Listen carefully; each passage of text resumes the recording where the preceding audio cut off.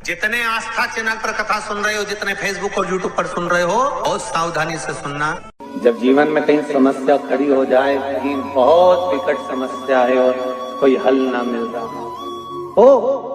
हो जाता है। जीवन में कोई घड़ी ऐसी आके खड़ी हो जाती है जहां पर हमको सोचने के लिए भी समय नहीं है। तब शिव महापुराण की इस पवित्र कथा में आप लोगों से कहना चाहेंगे, शुक्रवार के दिन अगर शंकर के मंदिर में जल चढ़ाया जाए तो नारी का अखंड सौभाग्य होता है। कार्तिक महीने का एक नियम बना लो, आप भी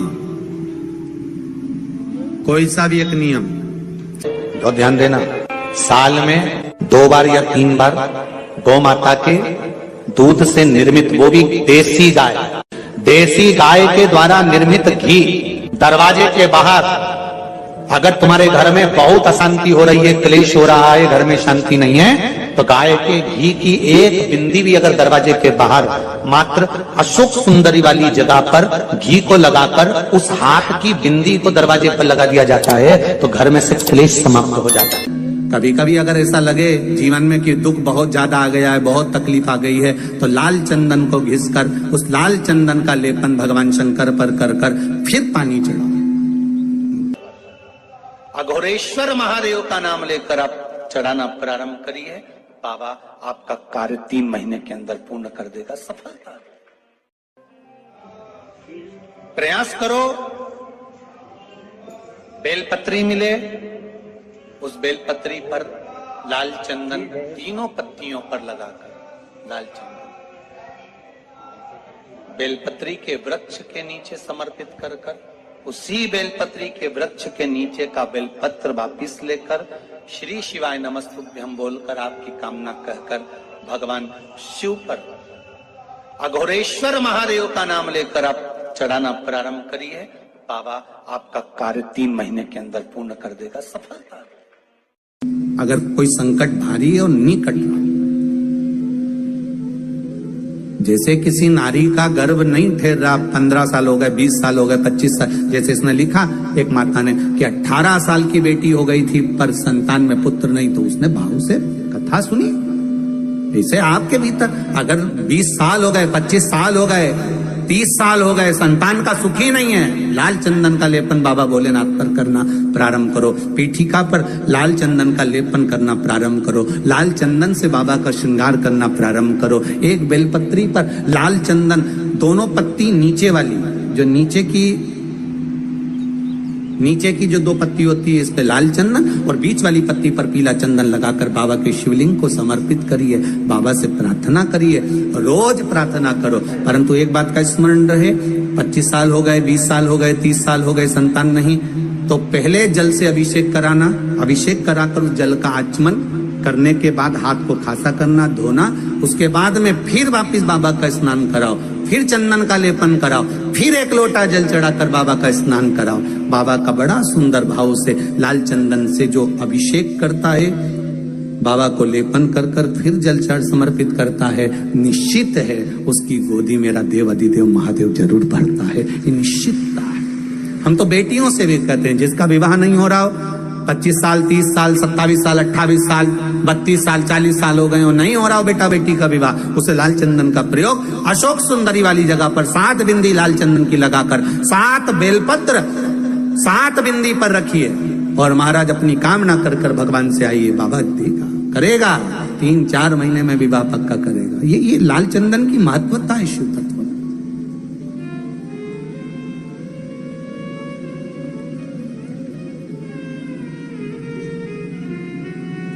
रोग बढ़ गया, बेलपत्री के वृक्ष के नीचे दीप लगाना प्रारंभ करो, बाबा से विनती कर घी का दिया लगाइए बेलपत्र वृक्ष के नीचे, बाबा से निवेदन करो, रोग निवारण।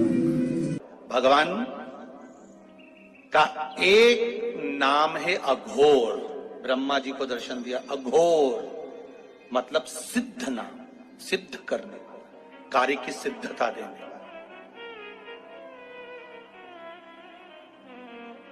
और बहुत ध्यान से सुनना भाई, नवेगांव वालों, फिर कहूंगा, अगर दिल में कोई बात है और आपकी वो कामना पूरी नहीं हो रही, बहुत प्रयास कर लिया आपने, कामना सिद्ध नहीं हो रही, 1 लोटा जल, एक जल का पात्र लीजिए उस जल के पात्र को लेकर उसमें थोड़ा सा लाल चंदन डालकर बेलपत्री के वृक्ष के नीचे और देवादिदेव महादेव को चढ़ाना प्रारंभ कर दीजिए। शिव को चढ़ाना थोड़ा सा, उसके बाद में 1 लोटा जल स्वच्छ फिर शिव जी को चढ़ाओ। शाम के समय पर दिया लगाऊंगी मैं बेलपत्री के पेड़ के नीचे, पीपल के वृक्ष के नीचे या आंवले के वृक्ष के नीचे। वहां लगाने नहीं जा सकती तो अपने दरवाजे के बाहर लगाऊंगी, तुलसी के क्यारे में लगाऊंगी। ये भी नहीं कर सकती, परिंदे पर दिया लगाऊंगी, जहां पानी का मटका हो, हंडा हो, वहां लगा दूंगी। ये भी नहीं कर सकती तो पूरे कार्तिक के महीने में दरवाजे पर मैं पानी छीटूंगी। इतना तो बना सकते हो कि अपने घर के दरवाजे पर मैं पानी छीट दूंगी, द्वार पर जल का छींटा कर दूंगी। ये भी नियम ना बने तो मैं प्रतिदिन ठाकुर जी को एक तुलसी का दल समर्पित कर दूं। श्री शिवाय नमस्तुभ्यम। सब बोलिए एक बार जमकर, श्री शिवाय नमस्तुभ्यम। प्रैक्टिकल जरूर करना, कहीं सियोर वाला महाराज झूठ तो नहीं बोल रहा। शास्त्रों की बातें हमारे जीवन में हमें सुख प्रदान करे, इसलिए इस भाव का आनंद करते हुए आज की कथा को विराम देते हैं। श्री शिवाय नमस्तुभ्यम। मेरे चैनल को सब्सक्राइब करें, बेल आइकन प्रेस करें, जिससे कि आपको लेटेस्ट वीडियो। जितने आस्था चैनल पर कथा सुन रहे हो, जितने फेसबुक और यूट्यूब पर सुन रहे हो, बहुत सावधानी से सुनना। 2 बार पशुपति व्रत कर लिए, आपने ये कर लिया, आपने प्रदोष कर लिया, आपने सोमवार कर लिया, आपने सारे अनुष्ठान कर लिए, बहुत सारे उपाय भी करे तो शुक्रवार के दिन अगर शंकर के मंदिर में जल चढ़ाया जाए तो नारी का अखंड सौभाग्य होता है। शुक्रवार के दिन बेलपत्री के वृक्ष के नीचे बैठकर घृत का दिया लगाकर शरीर में जो रोग है उसका स्मरण कर कल करके देखना। जो बच्चा चिड़चिड़ कर रहा हो, बहुत गुस्सा कर रहा हो, बहुत गुस्सा, जो बहू चिड़चिड़ कर रही हो, जो सास चिड़चिड़ कर रही हो, भाई बंधु कुटुंब कोई चिड़चिड़ कर रहा हो, बहुत क्लेश घर में हो रहा हो, एक कटोरी में पानी लो, तुमरुका जी का नाम लो, शिव जी का नाम लेकर, तुमरुका जी का नाम लेकर थोड़ा सा पानी का आचमन करा दो। 10 मिनट 5 मिनट में एकदम चुप, लड़ी नहीं सकती, गुस्सा। लक्ष्मी सबसे ज्यादा प्रसन्न कौन से दिन होती है? जम के बोलिए जरा। शुक्रवार। तो शुक्रवार को लक्ष्मी सबसे ज्यादा प्रसन्न क्यों होती है? शिव महापुराण यहाँ तक विष्णु पुराण करती है, स्कंद पुराण वर्णन करती है, कार्तिक खंड वर्णन करता है कि तुलसी का क्यारा गोल है, चौकोर है, षडाकार का है। उसका भी प्रमाण हमारे शास्त्र में लिखा हुआ है कि अगर तुलसी का कुंड गोल है तो वो ऐश्वर्य प्राप्त करता है, तुलसी का कुंड चौकोर है तो वंश की वृद्धि करता है, तुलसी का कुंडा अगर षडाकृति का है, 6 फलक वाला है तो वो घर में संपदा की वृद्धि करता है। ये तुलसी के कुंड का भी प्रमाण हमारे यहाँ शास्त्रों में लिखा हुआ है कि कुंडा कैसा होना चाहिए, तुलसी के कुंड की आकृति कैसी होना चाहिए। उसके प्रसन्न होने का कारण क्या था? लक्ष्मी जी के 2 भाई थे, दोनों की शादी नहीं हो रही थी, दाता और विधाता, दोनों का विवाह नहीं हो रहा। और दाता विधाता के लिए लक्ष्मी बड़ी परेशान थी, रोज नारायण से कहती थी प्रभु कुछ कृपा करिए, दाता विधाता का विवाह नहीं हो रहा, उम्र होती चली जा रही, इनका कुछ करिए प्रभु, आप नारायण आप कुछ तो कर सकते हो। भगवान नारायण ने तब लक्ष्मी से कहा एक काम करो, बेलपत्री के पेड़ के नीचे बैठकर लक्ष्मी तुम अनुष्ठान करो तुम्हारे भाइयों के विवाह के लिए। इसलिए आज भी हमारे हिंदू धर्म की रीति है कि बेलपत्री के पेड़ के नीचे शाम के समय लक्ष्मी का वासा होता है। इसलिए लोग इस बेलपत्री के पेड़ के नीचे तुम्हारा रात्रि को शाम को 6 बजे से लेकर रात्रि को 8 बजे तक तुम्हारा निवास होगा। जैसे पीपल के पेड़ में देवताओं का निवास, आपको आप लोगों ने यदि पद्म पुराण पढ़ी होगी या सुनी होगी तो उसमें स्पष्ट कहा है। पीपल के वृक्ष की गणना ध्यान देना, पीपल के वृक्ष में सुबह 4 बजे से लेकर 7 बजे तक ब्रह्मा जी का वासा होता है। पीपल के वृक्ष में सुबह 7 बजे तक ब्रह्मा जी का वासा, 7 बजे से लेकर 10:30 बजे तक पीपल के वृक्ष में भगवान विष्णु का वासा होता है। कितनी बजे तक? 10:30। 10:30 से लेकर 11:30 12 बजे तक पीपल के वृक्ष में पितरों का वासा होता है। इसलिए हमारे यहाँ पितरों को श्राद्ध पक्ष में जो भोजन कराया जाता है वो 10:30 से 12 के बीच में कराया जाता है। 12 बजे के बाद पीपल के वृक्ष में दोपहर के 1:30 बजे तक आहूतों का वासा रहता है। आहूत कौन? जो गर्भ में शांत हो गए, जो कुंवारी अवस्था में शांत हो गए, जो जन्म लेने के बाद उनका विवाह नहीं हुआ और शांत हो गए, उन आहूतों का वासा उस पीपल के वृक्ष में दोपहर में 1:30 बजे तक रहता है।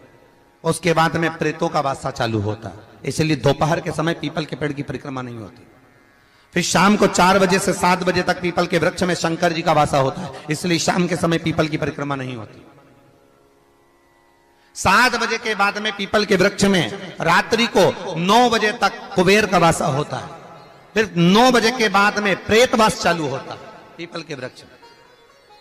उसी तरह बेलपत्री का जो वृक्ष है, उस बेलपत्री के वृक्ष के नीचे रात्रि को 8 बजे से लेकर 12 बजे तक बेलपत्री के पेड़ के नीचे कुबेर का निवास होता है। महाराज, कुबेर का निवास। प्रयास करा करो किसी बेलपत्री के पेड़ के नीचे हम दीप लगाएं, घी का दिया।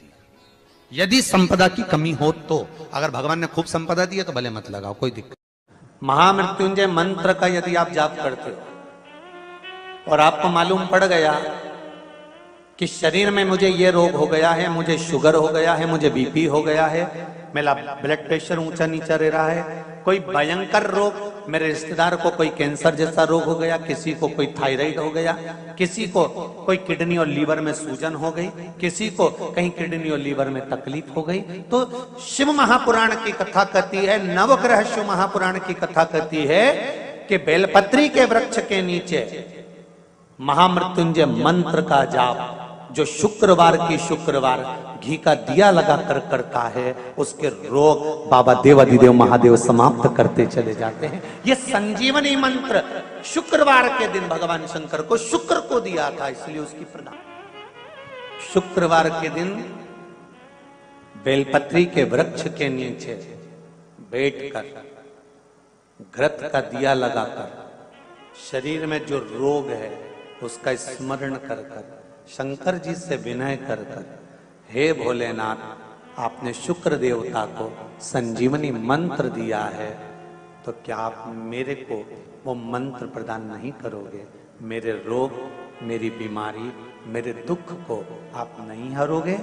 शिव से कहो, ये शरीर आपने दिया है और भजन करने के लिए दिया है, स्मरण करने के लिए दिया है, कीर्तन करने के लिए दिया है, तो संभालोगे भी आप। और बेलपत्री की ओर मुख कर कर घी का दिया लगाकर महामृत्युंजय मंत्र का स्मरण कर लेने पर धीरे धीरे धीरे धीरे धीरे धीरे वो रोग समाप्ति की ओर आता चले जाता है।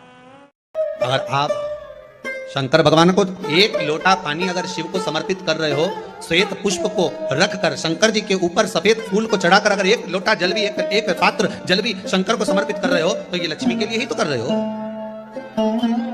और कौन सी लक्ष्मी? पूर्ण लक्ष्मी, पूर्ण लक्ष्मी। आपको पहले भी कथा में कहा, एक बार भगवान विष्णु के सामने लक्ष्मी मैया ने बहुत तेज स्वर में कह दिया था, नारायण, दुनिया के लोग आपका नाम जपते हैं, दुनिया के लोग नारायण नारायण कहते हैं, दुनिया के लोग आपका भजन करते हैं, पर सत्य मायने में कहूं ना तो मेरे बिना दुनिया के लोगों की नहीं चल सकती, मेरे बिना दुनिया नहीं चल सकती, संसार मेरे बिना नहीं चल सकता। भगवान विष्णु ने कहा ये तो गलत है लक्ष्मी आपका कहना। एक दिन लक्ष्मी को अहंकार आ गया, अहंकार के संबोधन जब माता लक्ष्मी कहने लगी तो भगवान उसी समय पर भगवान विष्णु को क्रोध आ गया और भगवान विष्णु ने कह दिया, लक्ष्मी तो इतनी बड़ी बड़ी बात कहती है कि तेरे बिना नहीं रह सकती संसार?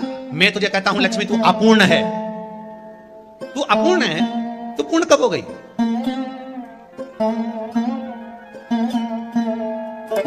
तेरी पूर्णता कहां हो गई? लक्ष्मी की आंख से आंसू बहने लगे। आज आपने मुझे अपूर्ण कहा, आपको मालूम है आप मुझे अपूर्ण कर रहे हो? आपको ये ज्ञात हो रहा है आप मुझे अपूर्ण कर रहे हो? भगवान कहते हैं हाँ लक्ष्मी, मैंने तुझे अपूर्ण कहा। अपूर्णता का मतलब आप जानते हो ना?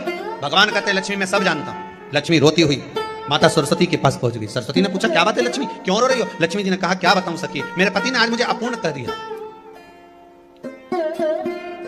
तो क्यों रो रही है तू? अपूर्ण अगर कह दिया, पति ने ही तो कहा है ना, तो क्यों रोना?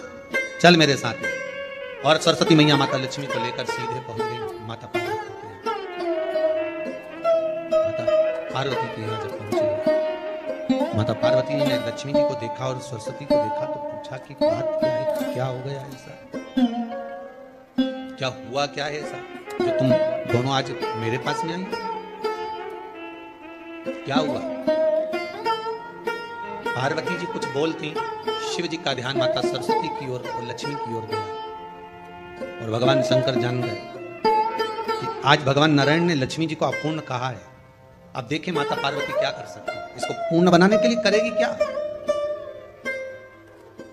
क्या हुआ? माता सरस्वती जी बोली लक्ष्मी को अपूर्ण कर दिया। अपूर्ण कर दिया? हाँ, तो क्या सोचना उसके लिए? इसको मैं अभी पूर्ण बना देती हूँ। माता जगत जननी पार्वती ने गोदी में विराजमान गणेश जी को उठाया और उठाकर लक्ष्मी जी की गोद में दे दिया। ले लक्ष्मी, आज से तो पूर्ण हो गई। लक्ष्मी आज से तो पूर्ण। गोदी में जब तक संतान नहीं है तो नारी को लोग अपूर्ण समझते हैं, पर माता पार्वती जी ने संपूर्ण ब्रह्मांड में एक सिद्धता प्रदान कर दी कि अपने गोदी के लाल को, अपने गोदी के पुत्र को माता ने लक्ष्मी की गोद में देकर लक्ष्मी को पूर्ण बनाया। शिव महापुराण यहाँ तक विष्णु पुराण करती है, स्कंद पुराण वर्णन करती है, कार्तिक खंड वर्णन करता है कि तुलसी का क्यारा गोल है, चौकोर है, षडाकार का है। उसका भी प्रमाण हमारे शास्त्र में लिखा हुआ है कि अगर तुलसी का कुंड गोल है तो वो ऐश्वर्य प्राप्त करता है, तुलसी का कुंड चौकोर है तो वंश की वृद्धि करता है, तुलसी का कुंडा अगर षडाकृति का है, 6 फलक वाला है तो वो घर में संपदा की वृद्धि करता है। ये तुलसी के कुंड का भी प्रमाण हमारे यहाँ शास्त्र में लिखा हुआ है कि कुंडा कैसा होना चाहिए, तुलसी के कुंड की आकृति कैसी होना चाहिए, तुलसी का कुंड होना कैसा चाहिए, उसका भी प्रमाण हमारे यहाँ स्कंद पुराण में लिखा हुआ है, विष्णु पुराण में लिखा हुआ है कि आपको क्या किस रूप में चाहिए। पर जगत है ना, दुनिया के आगे हाथ फैलाओ, जाकर निवेदन करो, यहाँ वाले बाबा के पास हो या वहाँ वाले बाबा के पास हो या उसके पास हो या उसके पास हो या जगत के पास जाओगे, दुख पाओगे, रुपया खाएंगे, चूना लगाएंगे, धक्के मारकर निकाल देंगे, 2-4-8 दिन घुमाएंगे फिराएंगे, कल आना परसों आना नरसों आना, ऐसा करना वैसा करना, बस बाबा यही घुमाते रहेंगे और तुम्हारे धन का चूना लगाते रहेंगे। पर निवेदन है इनसे बचकर शिव की शरण में जाकर भगवान शास्त्र में जो लिखा है उसके अनुसार हम क्यों ना कर्म करें जिसका फल हम पा जाएं। हम क्यों ना ऐसा कर्म करें जिसके फल को हम पा सकें। हम क्यों भ्रमित हुए? हमारे यहाँ तुलसी के कुंड का भी विधान है। गोल कुंडा है ऐश्वर्य देगा, चौकोर कुंडा है। आप लोग कई बार देखे होंगे किसी किसी के यहाँ चौकोर तुलसी का क्यारा होता है, कुंडा होता है, वो वंश बड़ा, षडाकृति का है, वो धन देता है, संपदा। दोष हमारा है, हम तुलसी के कुंडे के नीचे शंकर जी को रख देते हैं। क्यों? कि यहीं तुलसी जी को पानी चढ़ाएंगे, यहीं शंकर जी को चढ़ा देंगे। दोष। तुलसी के कुंड के नीचे हम सर्पदेव को रख देते हैं, नाग देवता रख देते हैं, पानी चढ़ाएंगे, पात्री रख देते हैं। नहीं, उसका दोष हम सबको, स्वयं अगर गलती करते हैं तो स्वयं को।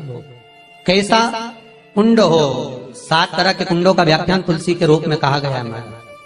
पहला गोल, दूसरा चौकोर, तीसरा षडाकृति, चौथा त्रिवेणी, 3 कोने वाला कुंडा। शास्त्र कहता है जिसके मार्ग घर में टुकड़े हो रहे हो, घर विभाजन की ओर हो रहा हो, तो 3 कोण का कुंडा घर में रखकर पूजा करने पर परिवार एक हो जाता है। 5वां, गार्डन में बिना कुंडे का, बिना कुंड का जो तुलसी का पौधा रोपित होता है, बिना कुंड के एक बगीचा जैसा बो दिया जाता है, तुलसी तुलसी उत्पन्न हो जाती है। महाराज वहां पर संपदा तो रहती है पर चिंता बहुत रहती है, टेंशन बहुत रहती है। क्यों? घर के दरवाजे के बाहर इतनी सारी बगीचे में तुलसा कर दी। कोई निकल कर जा रहा था उसने थूक दिया, कोई निकल कर जा रहा था उसने पानी डाल दिया, कोई श्वान ने, कुत्ते ने, किसी ने, बिल्ली ने गंदगी कर दी, उसका दोष आपको लगेगा। इसलिए कुंड के अंदर तुलसा का वो धन तो देगा, जो तुमने बगीचे में तुलसा लगाई है, गार्डन तुलसा का करा, वो धन तो देगा, संपदा भी देगा, पर चिंता को बढ़ा देगा। 5 मारा। छठा, तुलसी के कुंड को 3 धार पर लटका कर रखना। कई जगह पर आपने देखा होगा तुलसी का जो कुंडा होता है उसको 3 जो तार होते हैं, 3 जो चेन होती है, उस पे लटकाया जाता है। महाराज विष्णु पुराण उसका भी व्याख्यान करते हैं। महाराज वहां व्यक्ति के कार्य उन्नति की सीढ़ी की ओर बढ़ जाते हैं। जैसे भोजन की थाली लग गई, भोजन तैयार हो गया, बस खाने बैठे हो और थाली खसक गई, समझ लेना कि तुलसी को अधर पर लटका कर रखा। इसलिए कार्य तो हो रहे हैं, बनने वाले, 4 दिन बाद ये काम होने वाला है, 8 दिन बाद ये काम होने वाला है, लग रहा है कि इसमें इतना फल मिलेगा, लग रहा है इस व्यापार को करेंगे तो इतना फायदा हो जाएगा, सब कुछ करा, लाखों रुपए लगा भी दिए, थाली मालूम पड़े खसक गई, अधर लटका है। 7 क्रम है तुलसी के, ये 6ठा क्रम बताया। तुलसी का 7वां क्रम, तुलसी का 7वां क्रम है। महाराज तुलसी का कुंडा। जितने आस्था चैनल पर कथा सुन रहे हो, जितने फेसबुक और यूट्यूब पर सुन रहे हो, बहुत सावधानी से सुनना। जब जीवन में कहीं समस्या खड़ी हो जाए, कहीं बहुत विकट समस्या है और कोई हल ना मिल रहा हो, हो जाता है जीवन में, कोई कोई घड़ी ऐसी आके खड़ी हो जाती है जहां पर हमको सोचने के लिए भी समय नहीं मिलता। तब शिव महापुराण की इस पवित्र कथा में आप लोगों से कहना चाहेंगे, शुक्रवार के दिन अगर शंकर के मंदिर में जल चढ़ाया जाए तो नारी का अखंड सौभाग्य होता है। कार्तिक महीने का एक नियम बना लो आप भी, कोई सा भी एक नियम।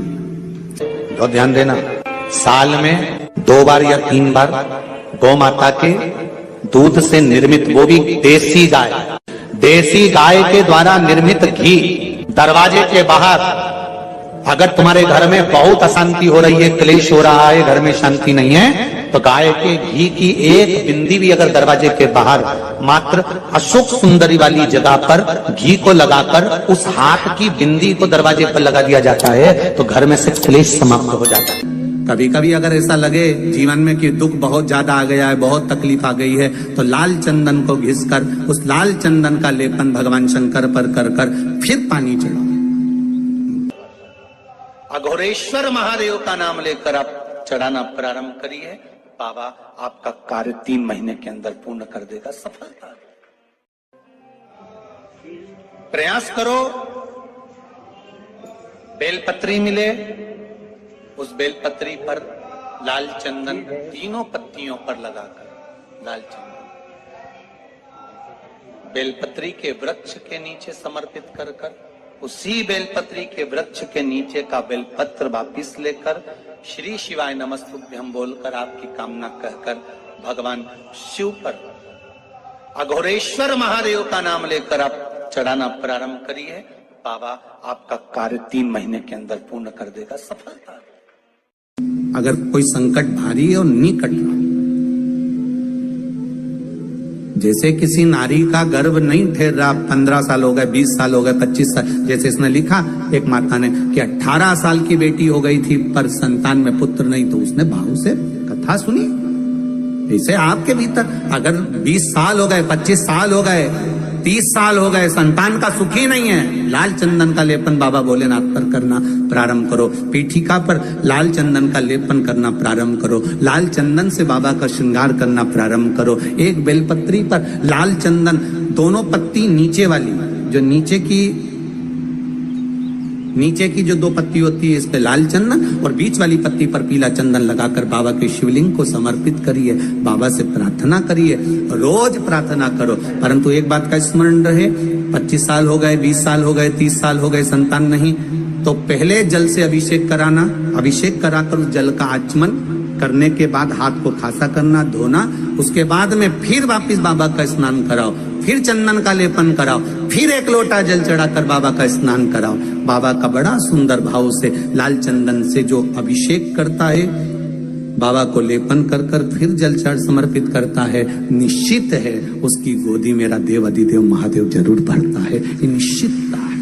हम तो बेटियों से भी कहते हैं, जिसका विवाह नहीं हो रहा हो, 25 साल, 30 साल, 27 साल, 28 साल, 32 साल, 40 साल हो गए हो, नहीं हो रहा हो बेटा बेटी का विवाह, उसे लाल चंदन का प्रयोग अशोक सुंदरी वाली जगह पर 7 बिंदी लाल चंदन की लगाकर 7 बेलपत्र 7 बिंदी पर रखिए और महाराज अपनी कामना कर भगवान से आइए, बाबा देगा, करेगा, 3-4 महीने में विवाह पक्का करेगा। ये लाल चंदन की महत्वता है शिव तत्व।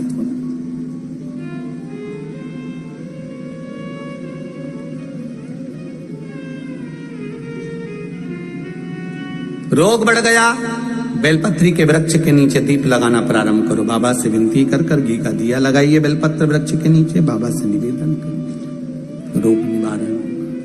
भगवान का एक नाम है अघोर, ब्रह्मा जी को दर्शन दिया, अघोर मतलब सिद्ध नाम, सिद्ध करने, कार्य की सिद्धता देने।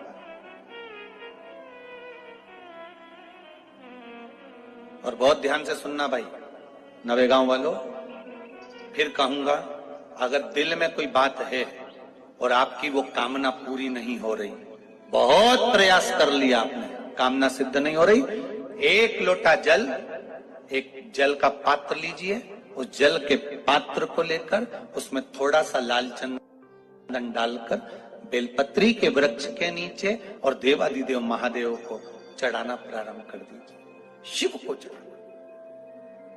थोड़ा सा। उसके बाद में 1 लोटा जल स्वच्छ फिर शिव जी को चढ़ाओ। शाम के समय पर दिया लगाऊंगी मैं बेलपत्री के पेड़ के नीचे, पीपल के वृक्ष के नीचे या आंवले के वृक्ष के नीचे। वहां लगाने नहीं जा सकी तो अपने दरवाजे के बाहर लगाऊंगी, तुलसी के क्यारे में लगाऊंगी। ये भी नहीं कर सकती, परिंदे पर दिया लगाऊंगी, जहां पानी का मटका हो, हंडा हो, वहां लगा दूंगी। ये भी नहीं कर सकती तो पूरे कार्तिक के महीने में दरवाजे पर मैं पानी छीटूंगी। इतना तो बना सकते हो कि अपने घर के दरवाजे पर मैं पानी छीट दूंगी, द्वार पर जल का छींटा कर दूंगी। ये भी नियम ना बने तो मैं प्रतिदिन ठाकुर जी को एक तुलसी का दल समर्पित कर दूं। श्री शिवाय नमस्तुभ्यम। सब बोलिए एक बार जमकर, श्री शिवाय नमस्तुभ्यम। प्रैक्टिकल जरूर करना, कहीं सियोर वाला महाराज झूठ तो नहीं बोल रहा। शास्त्रों की बातें हमारे जीवन में हमें सुख प्रदान करे, इसलिए इस भाव का आनंद करते हुए आज की कथा को विराम देते हैं। श्री शिवाय नमस्तुभ्यम। मेरे चैनल को सब्सक्राइब करें, बेल आइकन प्रेस करें, जिससे कि आपको लेटेस्ट वीडियो। जितने आस्था चैनल पर कथा सुन रहे हो, जितने फेसबुक और यूट्यूब पर सुन रहे हो, बहुत सावधानी से सुनना। 2 बार पशुपति व्रत कर लिए, आपने ये कर लिया, आपने प्रदोष कर लिया, आपने सोमवार कर लिया, आपने सारे अनुष्ठान कर लिए, बहुत सारे उपाय भी करे, तो शुक्रवार के दिन अगर शंकर के मंदिर में जल चढ़ाया जाए तो नारी का अखंड सौभाग्य होता है। शुक्रवार के दिन बेलपत्री के वृक्ष के नीचे बैठकर घृत का दिया लगाकर शरीर में जो रोग है उसका स्मरण कर कल करके देखना। जो बच्चा चिड़चिड़ कर रहा हो, बहुत गुस्सा कर रहा हो, बहुत गुस्सा, जो बहू चिड़चिड़ कर रही हो, जो सास चिड़चिड़ कर रही हो, भाई बंधु कुटुंब कोई चिड़चिड़ कर रहा हो, बहुत क्लेश घर में हो रहा हो, एक कटोरी में पानी लो, तुमरुका जी का नाम लो, शिव जी का नाम लेकर, तुमरुका जी का नाम लेकर थोड़ा सा पानी का आचमन करा दो। 10 मिनट 5 मिनट में एकदम चुप, लड़ी नहीं सकती, गुस्सा। लक्ष्मी सबसे ज्यादा प्रसन्न कौन से दिन होती है? जम के बोलिए जरा। शुक्रवार। तो शुक्रवार को लक्ष्मी सबसे ज्यादा प्रसन्न क्यों होती है? शिव महापुराण यहाँ तक विष्णु पुराण करती है, स्कंद पुराण वर्णन करती है, कार्तिक खंड वर्णन करता है कि तुलसी का क्यारा गोल है, चौकोर है, षडाकार का है। उसका भी प्रमाण हमारे शास्त्र में लिखा हुआ है कि अगर तुलसी का कुंड गोल है तो वो ऐश्वर्य प्राप्त करता है, तुलसी का कुंड चौकोर है तो वो वंश की वृद्धि करता है, तुलसी का कुंडा अगर षडाकृति का है, 6 फलक वाला है, तो वो घर में संपदा की वृद्धि करता है। तुलसी के कुंड का भी प्रमाण हमारे यहाँ शास्त्रों में लिखा हुआ है कि कुंडा कैसा होना चाहिए, तुलसी के कुंड की आकृति कैसी होना चाहिए। उसका प्रसन्न होने का कारण क्या था? लक्ष्मी जी के 2 भाई थे, दोनों की शादी नहीं हो रही थी, दाता और विधाता, दोनों का विवाह नहीं हो रहा। और दाता विधाता के लिए लक्ष्मी बड़ी परेशान थी, रोज नारायण से कहती थी प्रभु कुछ कृपा करिए, दाता विधाता का विवाह नहीं हो रहा, उम्र होती चली जा रही, इनका कुछ करिए प्रभु, आप नारायण आप कुछ तो कर सकते हो। भगवान नारायण ने तब लक्ष्मी से कहा एक काम करो, बेलपत्री के पेड़ के नीचे बैठकर लक्ष्मी तुम अनुष्ठान करो तुम्हारे भाइयों के विवाह के लिए। इसलिए आज भी हमारे हिंदू धर्म की रीति है कि बेलपत्री के पेड़ के नीचे शाम के समय लक्ष्मी का वासा होता है। इसलिए लोग इस बेलपत्री के पेड़ के नीचे तुम्हारा रात्रि को शाम को 6 बजे से लेकर रात्रि को 8 बजे तक तुम्हारा निवास होगा। जैसे पीपल के पेड़ में देवताओं का निवास, आपको आप लोगों ने यदि पद्म पुराण पढ़ी होगी या सुनी होगी तो उसमें स्पष्ट कहा है, पीपल के वृक्ष की गणना ध्यान देना, पीपल के वृक्ष में सुबह 4 बजे से लेकर 7 बजे तक ब्रह्मा जी का वासा होता है। पीपल के वृक्ष में सुबह 7 बजे तक ब्रह्मा जी का वासा, 7 बजे से लेकर 10:30 बजे तक पीपल के वृक्ष में भगवान विष्णु का वासा होता है। कितनी बजे तक? 10:30।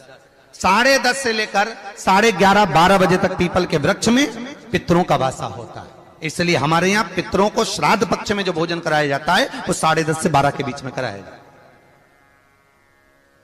12 बजे के बाद पीपल के वृक्ष में दोपहर के 1:30 बजे तक आहूतों का वासा रहता है। आहूत कौन? जो गर्भ में शांत हो गए, जो कुंवारी अवस्था में शांत हो गए, जो जन्म लेने के बाद उनका विवाह नहीं हुआ और शांत हो गए, उन आहूतों का वासा उस पीपल के वृक्ष में दोपहर में 1:30 बजे तक रहता है। उसके बाद में प्रेतों का वासा चालू होता है। इसलिए दोपहर के समय पीपल के पेड़ की परिक्रमा नहीं होती। फिर शाम को 4 बजे से 7 बजे तक पीपल के वृक्ष में शंकर जी का वासा होता है। इसलिए शाम के समय पीपल की परिक्रमा नहीं होती। 7 बजे के बाद में पीपल के वृक्ष में रात्रि को 9 बजे तक कुबेर का वास होता है, फिर 9 बजे के बाद में प्रेतवास चालू होता है पीपल के वृक्ष में। उसी तरह बेलपत्री का जो वृक्ष है, उस बेलपत्री के वृक्ष के नीचे रात्रि को 8 बजे से लेकर 12 बजे तक बेलपत्री के पेड़ के नीचे कुबेर का निवास होता है महाराज, कुबेर का निवास। प्रयास करा करो किसी बेलपत्री के पेड़ के नीचे हम दीप लगाएं, घी का दीप। यदि संपदा की कमी हो तो, अगर भगवान ने खूब संपदा दी है तो भले मत लगाओ, कोई दिक्कत।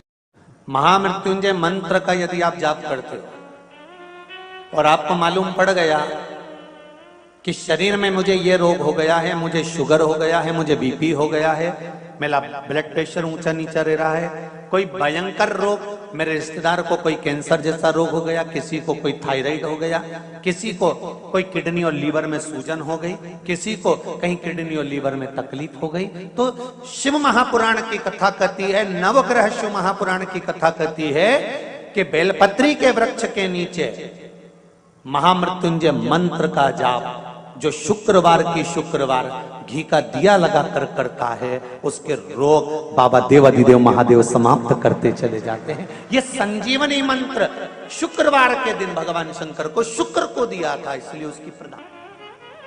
शुक्रवार के दिन बेलपत्री के वृक्ष के नीचे बैठकर घृत का दिया लगाकर शरीर में जो रोग है उसका स्मरण कर कर शंकर जी से विनय कर कर, हे भोलेनाथ, आपने शुक्र देवता को संजीवनी मंत्र दिया है, तो क्या आप मेरे को वो मंत्र प्रदान नहीं करोगे? मेरे रोग, मेरी बीमारी, मेरे दुख को आप नहीं हरोगे? शिव से कहो, ये शरीर आपने दिया है और भजन करने के लिए दिया है, स्मरण करने के लिए दिया है, कीर्तन करने के लिए दिया है, तो संभालोगे भी आप। और बेलपत्री की ओर मुख कर घी का दिया लगाकर महामृत्युंजय मंत्र का स्मरण कर लेने पर धीरे धीरे धीरे धीरे धीरे धीरे वो रोग समाप्ति की ओर आता चले जाता। अगर आप शंकर भगवान को एक लोटा पानी अगर शिव को समर्पित कर रहे हो, श्वेत पुष्प को रखकर शंकर जी के ऊपर सफेद फूल को चढ़ाकर अगर एक लोटा जल भी, एक पात्र जल भी शंकर को समर्पित कर रहे हो, तो ये लक्ष्मी के लिए ही तो कर रहे हो।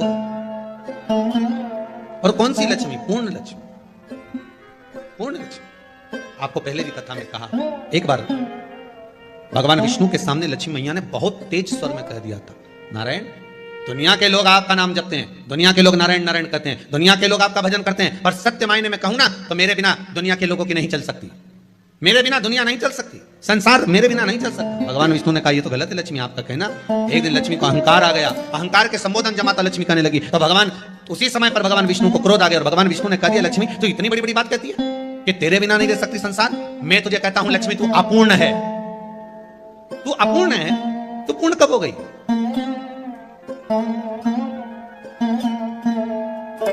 तेरी पूर्णता कहां हो गई? लक्ष्मी की आंख से आंसू बहने लगे। आज आपने मुझे अपूर्ण कहा, आपको मालूम है आप मुझे अपूर्ण कर रहे हो? आपको ये ज्ञात हो रहा है आप मुझे अपूर्ण कर रहे हो?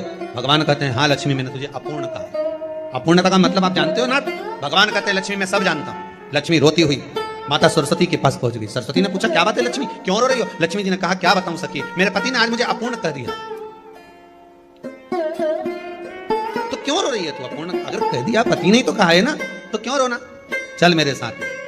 और सरस्वती मैया माता लक्ष्मी को लेकर सीधे पहुंच गई माता पार्वती के यहाँ। माता पार्वती के यहाँ जब पहुंचे, माता पार्वती ने लक्ष्मी जी को देखा और सरस्वती को देखा तो पूछा कि बात क्या है, क्या हो गया ऐसा, क्या हुआ, क्या है ऐसा जो तुम दोनों आज मेरे पास में आई? क्या हुआ? पार्वती जी कुछ बोलती, शिव जी का ध्यान माता सरस्वती की ओर और लक्ष्मी की ओर गया और भगवान शंकर जान गए कि आज भगवान नारायण ने लक्ष्मी जी को अपूर्ण कहा है। अब देखें माता पार्वती क्या कर सकती है, इसको पूर्ण बनाने के लिए करेगी क्या? क्या हुआ? माता सरस्वती जी बोली लक्ष्मी को अपूर्ण कर दिया। अपूर्ण कर दिया? हाँ, तो क्या सोचना उसके लिए, इसको मैं अभी पूर्ण बना देती हूँ। माता जगतजननी पार्वती ने गोदी में विराजमान गणेश जी को उठाया और उठाकर लक्ष्मी जी की गोद में दे दिया। ले लक्ष्मी, आज से तो पूर्ण हो गई। लक्ष्मी, आज से तो पूर्ण।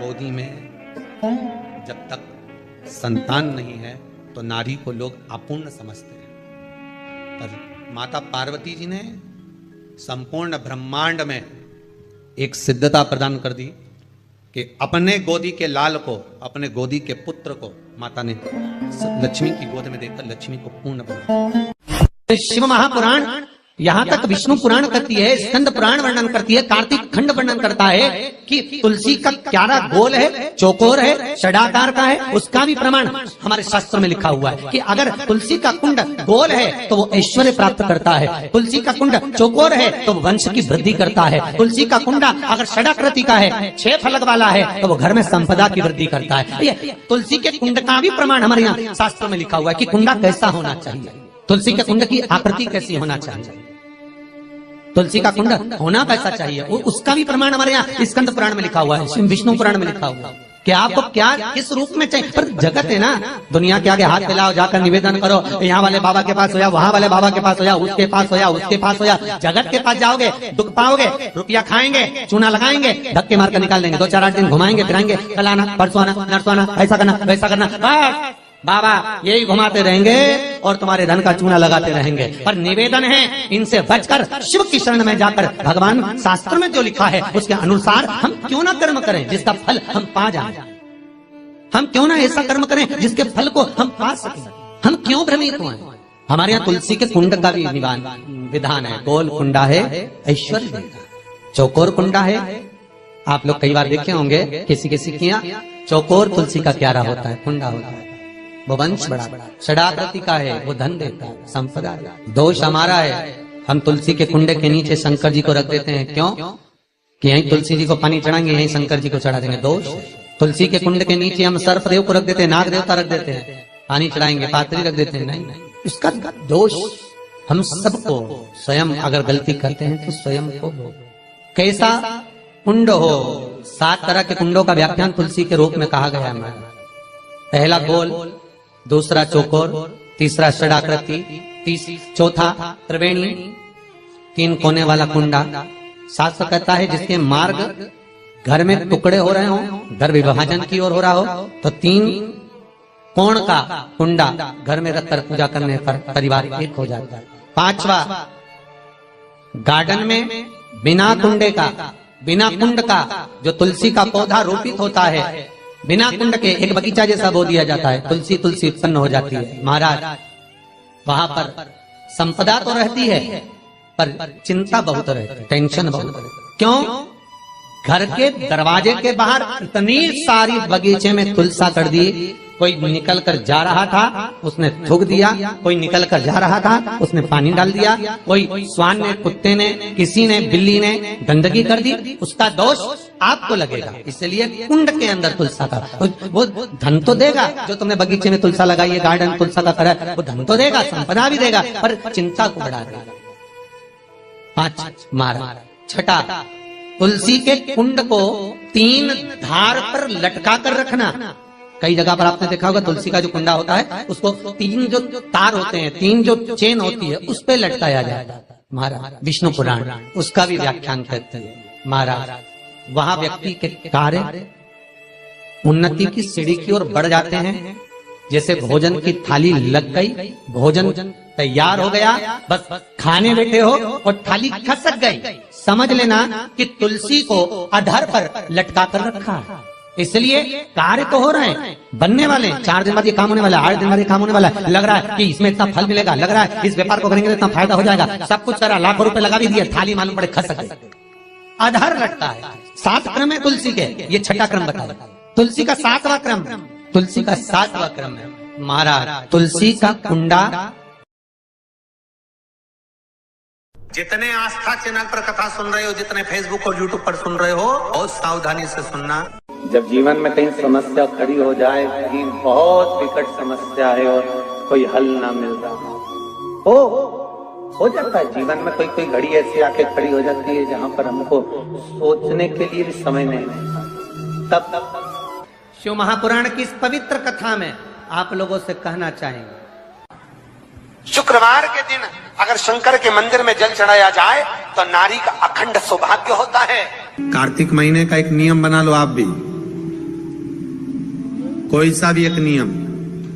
तो ध्यान देना, साल में 2 बार या 3 बार गौ माता के दूध से निर्मित, वो भी देसी गाय के द्वारा निर्मित घी दरवाजे के बाहर, अगर तुम्हारे घर में बहुत अशांति हो रही है, क्लेश हो रहा है, घर में शांति नहीं है, तो गाय के घी की एक बिंदी भी अगर दरवाजे के बाहर मात्र अशोक सुंदरी वाली जगह पर घी को लगाकर उस हाथ की बिंदी को दरवाजे पर लगा दिया जाता है तो घर में से क्लेश समाप्त हो जाता है।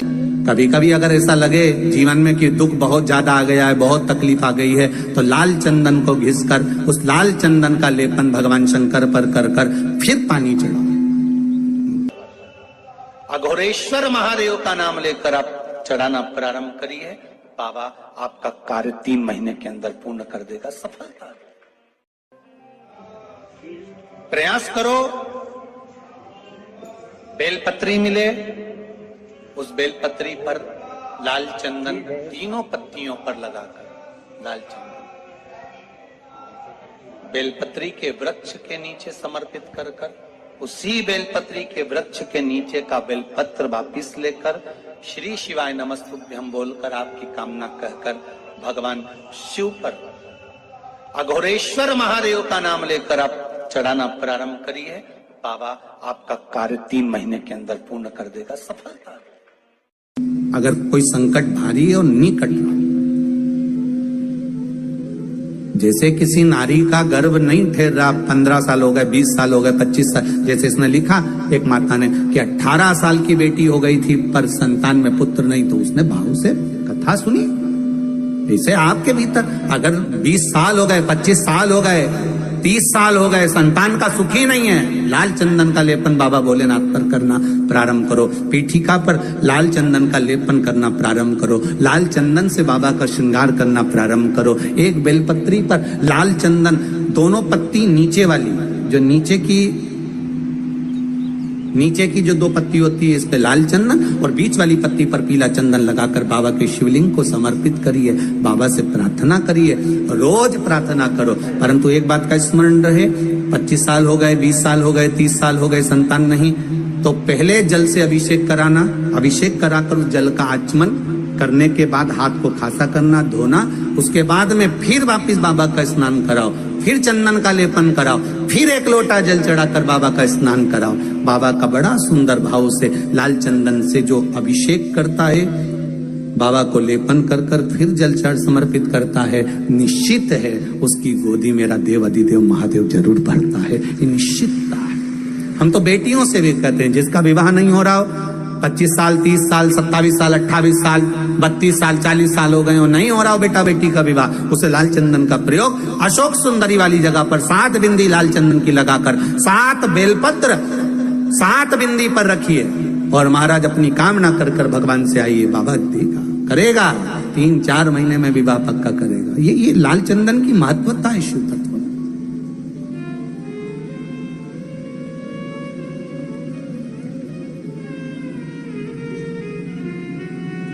रोग बढ़ गया, बेलपत्री के वृक्ष के नीचे दीप लगाना प्रारंभ करो, बाबा से विनती कर घी का दिया लगाइए बेलपत्र वृक्ष के नीचे, बाबा से निवेदन करो, रोग निवारण।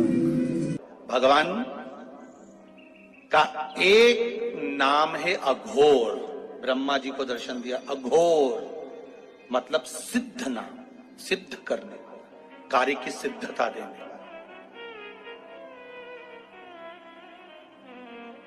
और बहुत ध्यान से सुनना भाई, नवेगांव वालों, फिर कहूंगा, अगर दिल में कोई बात है और आपकी वो कामना पूरी नहीं हो रही, बहुत प्रयास कर लिया आपने, कामना सिद्ध नहीं हो रही, 1 लोटा जल, एक जल का पात्र लीजिए, उस जल के पात्र को लेकर उसमें थोड़ा सा लाल चंदन डालकर बेलपत्री के वृक्ष के नीचे और देवादिदेव महादेव को चढ़ाना प्रारंभ कर दीजिए, शिव को चढ़ाना थोड़ा सा।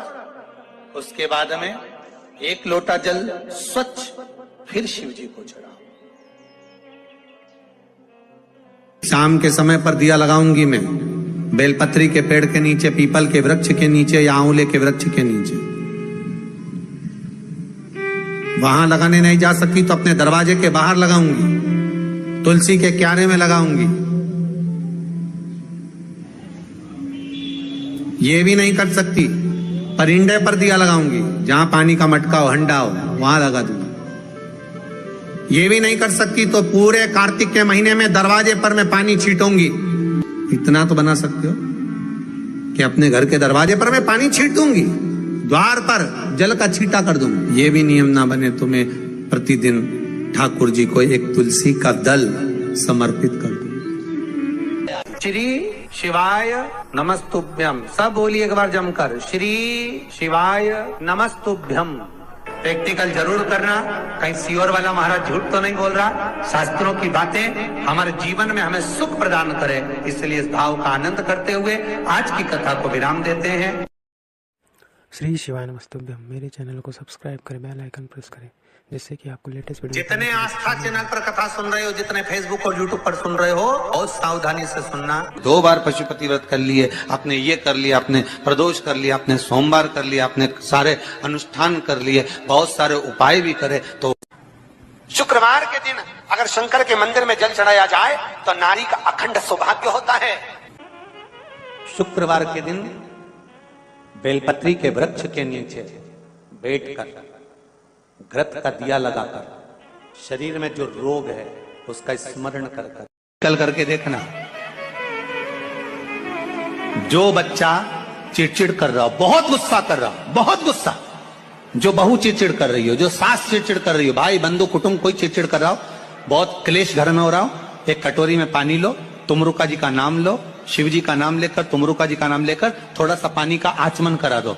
10 मिनट 5 मिनट में एकदम चुप, लड़ी नहीं सकती, गुस्सा। लक्ष्मी सबसे ज्यादा प्रसन्न कौन से दिन होती है? जम के बोलिए जरा। शुक्रवार। तो शुक्रवार को लक्ष्मी सबसे ज्यादा प्रसन्न क्यों होती है? शिव महापुराण यहाँ तक विष्णु पुराण करती है, स्कंद पुराण वर्णन करती है, कार्तिक खंड वर्णन करता है कि तुलसी का क्यारा गोल है, चौकोर है, षडाकार का है। उसका भी प्रमाण हमारे शास्त्र में लिखा हुआ है कि अगर तुलसी का कुंड गोल है तो वो ऐश्वर्य प्राप्त करता है, तुलसी का कुंड चौकोर है तो वंश की वृद्धि करता है, तुलसी का कुंडा अगर षडाकृति का है, 6 फलक वाला है तो वो घर में संपदा की वृद्धि करता है। ये तुलसी के कुंड का भी प्रमाण हमारे यहाँ शास्त्र में लिखा हुआ है कि कुंडा कैसा होना चाहिए, तुलसी के कुंड की आकृति कैसी होना चाहिए। उसका प्रसन्न होने का कारण क्या था? लक्ष्मी जी के 2 भाई थे, दोनों की शादी नहीं हो रही थी, दाता और विधाता, दोनों का विवाह नहीं हो रहा। और दाता विधाता के लिए लक्ष्मी बड़ी परेशान थी, रोज नारायण से कहती थी, प्रभु कुछ कृपा करिए, दाता विधाता का विवाह नहीं हो रहा, उम्र होती चली जा रही है, इनका कुछ करिए प्रभु, आप नारायण आप कुछ तो कर सकते हो। भगवान नारायण ने तब लक्ष्मी से कहा, एक काम करो, बेलपत्री के पेड़ के नीचे बैठकर लक्ष्मी तुम अनुष्ठान करो तुम्हारे भाइयों के विवाह के लिए। इसलिए आज भी हमारे हिंदू धर्म की रीति है कि बेलपत्री के पेड़ के नीचे शाम के समय लक्ष्मी का वासा होता है। इसलिए लोग इस बेलपत्री के पेड़ के नीचे तुम्हारा रात्रि को, शाम को 6 बजे से लेकर रात्रि को 8 बजे तक तुम्हारा निवास होगा। जैसे पीपल के पेड़ में देवताओं का निवास, आप लोगों ने यदि पद्म पुराण पढ़ी होगी या सुनी होगी तो उसमें स्पष्ट कहा है। पीपल के वृक्ष की गणना ध्यान देना, पीपल के वृक्ष में सुबह 4 बजे से लेकर 7 बजे तक ब्रह्मा जी का वासा होता है। पीपल के वृक्ष में सुबह 7 बजे तक ब्रह्मा जी का वासा, 7 बजे से लेकर 10:30 बजे तक पीपल के वृक्ष में भगवान विष्णु का वासा होता है। कितनी बजे तक? 10:30। 10:30 से लेकर 11:30 12 बजे तक पीपल के वृक्ष में पितरों का वासा होता है। इसलिए हमारे यहाँ पितरों को श्राद्ध पक्ष में जो भोजन कराया जाता है वो 10:30 से 12 के बीच में कराया जाता है। 12 बजे के बाद पीपल के वृक्ष में दोपहर के 1:30 बजे तक आहूतों का वासा रहता है। आहूत कौन? जो गर्भ में शांत हो गए, जो कुंवारी अवस्था में शांत हो गए, जो जन्म लेने के बाद उनका विवाह नहीं हुआ और शांत हो गए, उन आहूतों का वासा उस पीपल के वृक्ष में दोपहर में 1:30 बजे तक रहता है। उसके बाद में प्रेतों का वासा चालू होता है। इसलिए दोपहर के समय पीपल के पेड़ की परिक्रमा नहीं होती। फिर शाम को 4 बजे से 7 बजे तक पीपल के वृक्ष में शंकर जी का वासा होता है। इसलिए शाम के समय पीपल की परिक्रमा नहीं होती। 7 बजे के बाद में पीपल के वृक्ष में रात्रि को 9 बजे तक कुबेर का वासा होता है। फिर 9 बजे के बाद में प्रेतवास चालू होता है पीपल के वृक्ष में। उसी तरह बेलपत्री का जो वृक्ष है, उस बेलपत्री के वृक्ष के नीचे रात्रि को 8 बजे से लेकर 12 बजे तक बेलपत्री के पेड़ के नीचे कुबेर का निवास होता है महाराज। कुबेर का निवास। प्रयास करा करो इसी बेलपत्री के पेड़ के नीचे हम दीप लगाएं, घी का दिया। यदि संपदा की कमी हो तो, अगर भगवान ने खूब संपदा दी है तो भले मत लगाओ, कोई दिक्कत।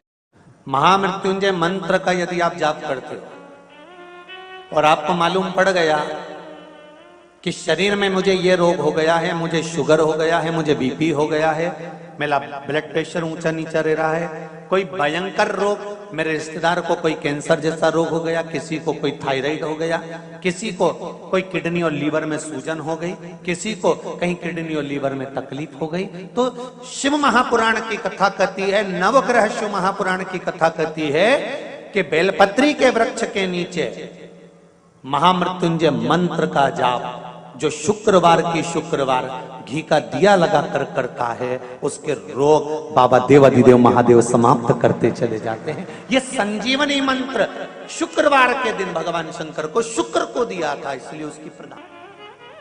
शुक्रवार के दिन बेलपत्री के वृक्ष के नीचे बैठकर घृत का दिया लगाकर शरीर में जो रोग है उसका स्मरण कर कर शंकर जी से विनय कर कर, हे भोलेनाथ, आपने शुक्र देवता को संजीवनी मंत्र दिया है, तो क्या आप मेरे को वो मंत्र प्रदान नहीं करोगे?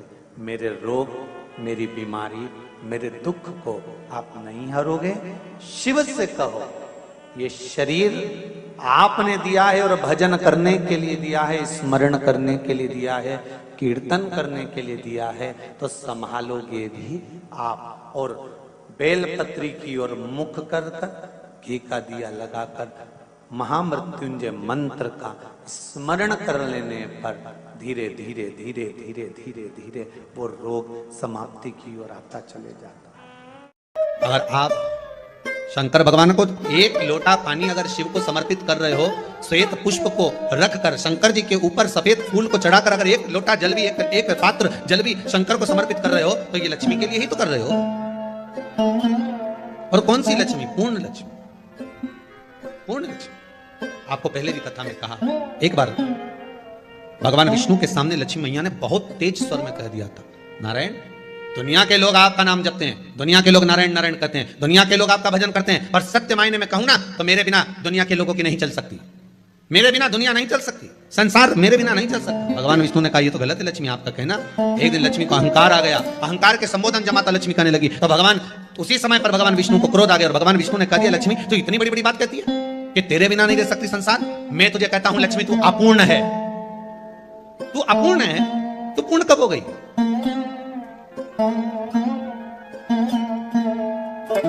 तेरी पूर्णता कहां हो गई? लक्ष्मी की आंख से आंसू बहने लगे। आज आपने मुझे अपूर्ण कहा, आपको मालूम है आप मुझे अपूर्ण कर रहे हो? आपको ये ज्ञात हो रहा है आप मुझे अपूर्ण कर रहे हो? भगवान कहते हैं, हाँ लक्ष्मी, मैंने तुझे अपूर्ण कहा। अपूर्णता का मतलब आप जानते हो ना?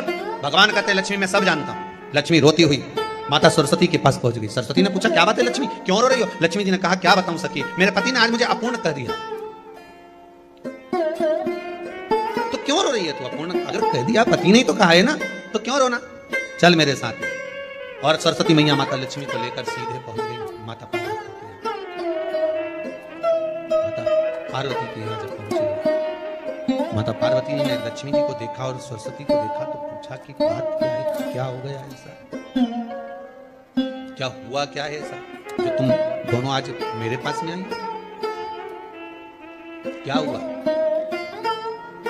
पार्वती जी कुछ बोलती, शिव जी का ध्यान माता सरस्वती की ओर और लक्ष्मी की ओर गया और भगवान शंकर जान गए कि आज भगवान नारायण ने लक्ष्मी जी को अपूर्ण कहा है।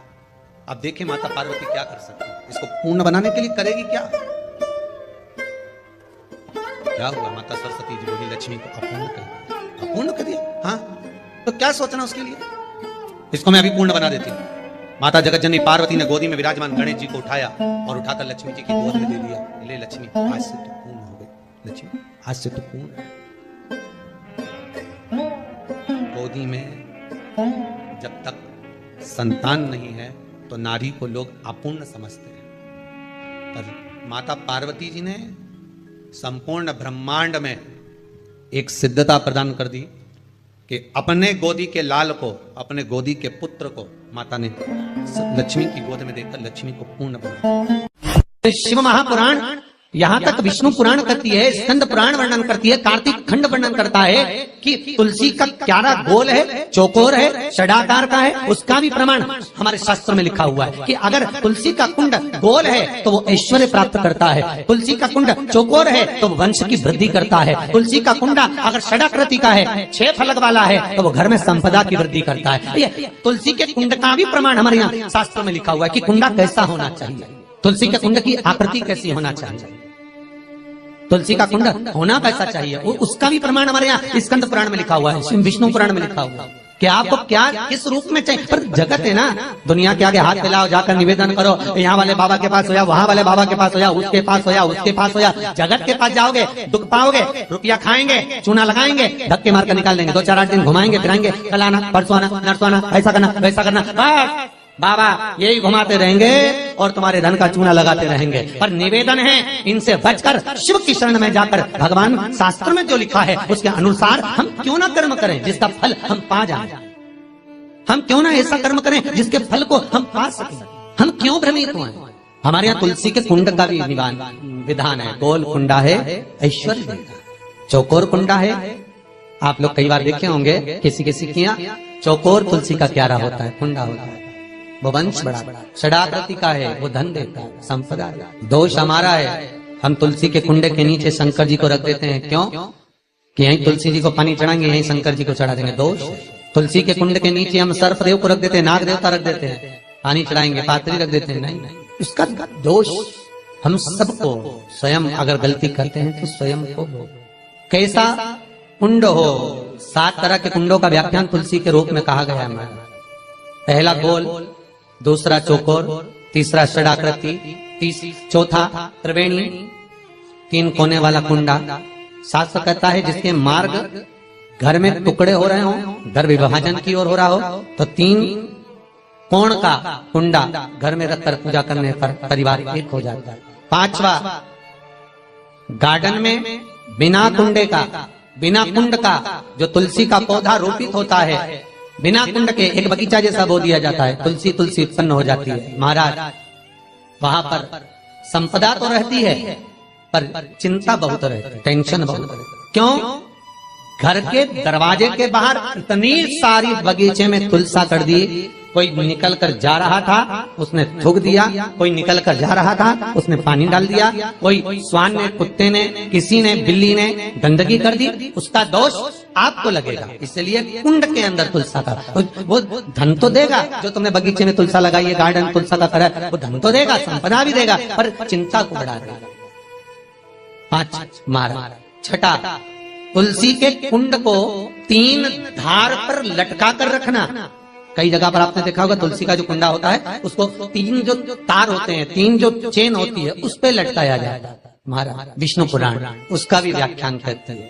महाराज वहां व्यक्ति के कार्य उन्नति की सीढ़ी की ओर बढ़ जाते हैं। जैसे भोजन की थाली लग गई, भोजन तैयार हो गया, बस खाने बैठे हो और थाली खसक गई, समझ लेना कि तुलसी को अधर पर लटका कर रखा है। इसलिए कार्य तो हो रहे हैं, बनने वाले, 4 दिन बाद ये काम होने वाला, 8 दिन बाद ये काम होने वाला, लग रहा है कि इसमें इतना फल मिलेगा, लग रहा है इस व्यापार को करेंगे तो इतना फायदा हो जाएगा, सब कुछ करा, लाखों रुपए लगा भी दिए, थाली मालूम पड़े खसक गई, अधर लटका है। 7 क्रम है तुलसी के, ये 6ठा क्रम बताया। तुलसी का 7वां क्रम, तुलसी का 7वां क्रम है। महाराज तुलसी का कुंडा